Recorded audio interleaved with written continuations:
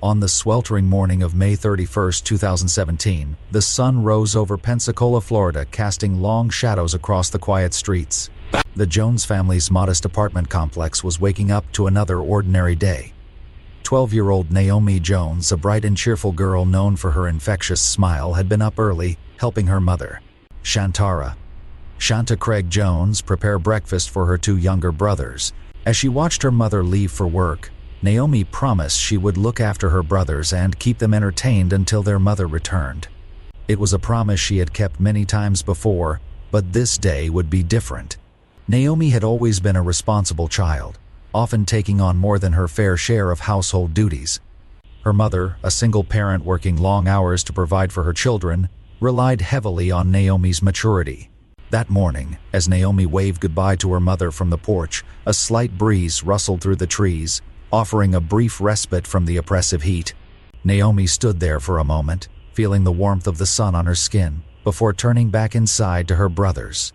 She had plans to make them lunch, and maybe watch a movie later in the afternoon. But as the hours passed, an inexplicable unease began to settle over the household. Around noon, Naomi decided to step outside for some fresh air.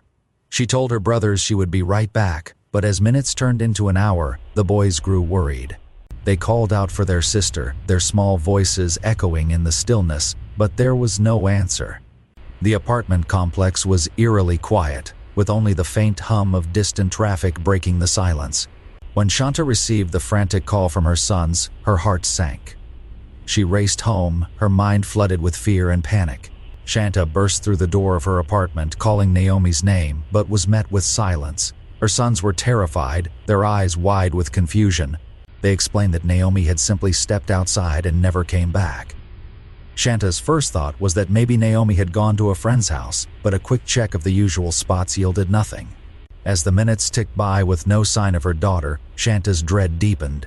She knew Naomi wouldn't just leave, something was terribly wrong. She called the police, her voice trembling as she explained that her daughter was missing. The local authorities were quick to respond, recognizing the urgency of a missing child case. Officers arrived within minutes and began canvassing the area, questioning neighbors, and searching nearby wooded areas and alleys. The residents of the apartment complex were shaken by the news. Naomi was well known in the community, a friendly, polite girl who never caused trouble. The thought that she could just vanish in broad daylight was unthinkable. As word of Naomi's disappearance spread, more and more people joined the search. Volunteers scoured the nearby woods, while others formed search parties to comb through the surrounding neighborhoods. The community was united in their efforts, driven by the hope that Naomi would be found safe and sound. But as the hours dragged into the evening, hope began to wane. By nightfall, there was still no trace of Naomi. The police set up a command center at the apartment complex, and a team of detectives was assigned to the case. The FBI was contacted and soon joined the search, bringing with them advanced technology and expertise in missing child cases. Shanta, exhausted and desperate, stayed up all night, praying for her daughter's safe return. She couldn't shake the feeling that Naomi was out there, somewhere, calling out for her. The next morning, the search resumed with renewed vigor.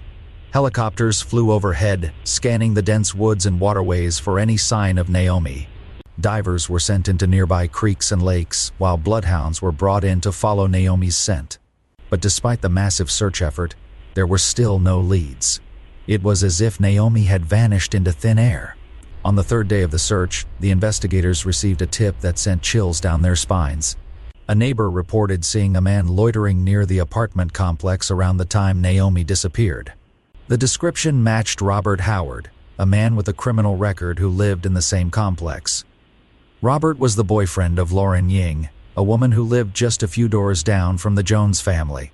He was a familiar face in the area, often seen around the complex, but something about him had always seemed off.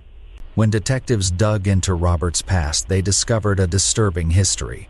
In 1999, Robert had been convicted of assault in Alabama and had served 15 years in prison.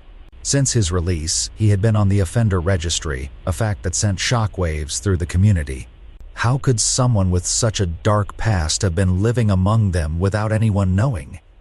The FBI decided to bring Robert in for questioning. At first, Robert was calm and cooperative. He provided an alibi, claiming he had been at the gym the morning Naomi disappeared and then at his girlfriend's apartment. But as detectives pressed him for more details, his story began to unravel. He mentioned making several trips between Pensacola and a friend's house, which seemed unnecessary and suspicious. The detectives sensed something was off. Why would he travel back and forth so many times in such a short period? The pressure on Robert mounted. Detectives obtained a search warrant for his car and apartment. Inside, they found a chilling clue, a lock of dark brown hair that matched Naomi's. Forensic tests later confirmed it was Naomi's hair. The discovery was a turning point in the investigation. It became clear that Robert was more than just a person of interest. He was the prime suspect. As the evidence against him grew, Robert's demeanor changed. He became defensive, his calm exterior cracking under the weight of the investigation. He insisted he was being framed. But the detectives weren't buying it. They knew they were close to a breakthrough. Surveillance footage from a nearby store showed Robert's car near the area where Naomi's body would eventually be discovered. Cell phone records placed him near the bridge where the fisherman had found Naomi's body on the day she disappeared. On June 5th, 5 days after Naomi vanished, the case took a devastating turn. Two fishermen, casting their lines off a bridge over 8 Mile Creek, noticed a foul smell coming from the water. As they peered over the edge, they saw something floating just below the surface. Their hearts sank as they realized it was a body, a small, lifeless body. Naomi had been found. The discovery was a gut-wrenching blow to the community. Naomi's body was pulled from the creek, her clothing torn and dirty. It was a heartbreaking sight, one that no parent should ever have to witness. Shanta, upon hearing the news, collapsed in grief. The loss was unbearable. Naomi was her baby, her firstborn, the light of her life. How could someone do this to her? An autopsy confirmed what everyone had feared.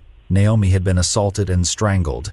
The medical examiner's report was graphic, detailing the horrific injuries Naomi had suffered in her final moments.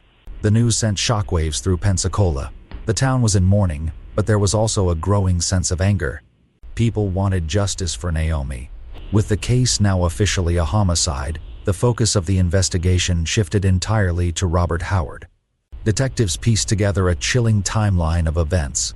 They learned that Robert had been watching Naomi for weeks, if not months. He had seen her playing outside, laughing with her brothers, and dancing on the back deck, completely unaware that she was being watched by a predator. On that fateful day, Robert had seen his opportunity. He lured Naomi away from her home, promising her something, a toy, a game, no one knows for sure.